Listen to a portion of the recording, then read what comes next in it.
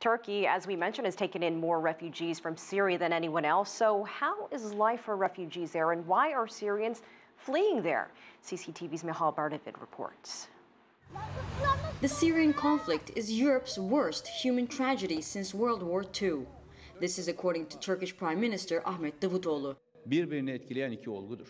Since the Syrian crisis began in 2011, over 2 million Syrians have fled to Turkey. The Turkish government kept an open-door policy to refugees. Thousands packed their belongings and crossed the border, hoping to find a better life.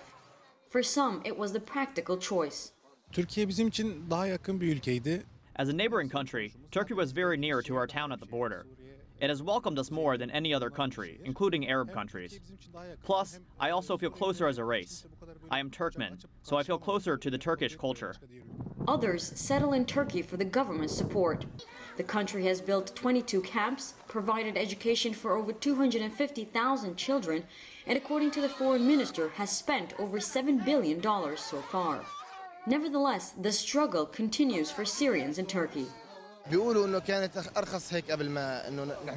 Conditions are tough, salaries are low, rent is expensive, and life is hard.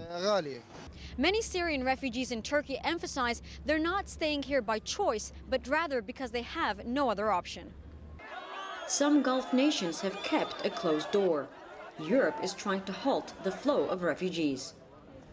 And so it seems some Syrians are trapped in Turkey with nowhere better to go. Many find themselves on the streets, begging for food and money, at times even scuffling with police.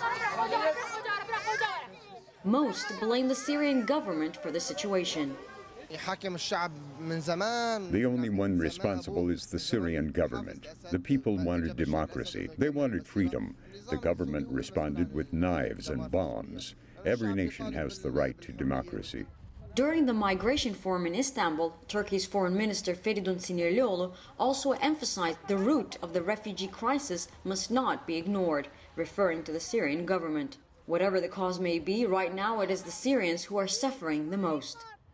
Michal, Bardavid, CCTV, Istanbul.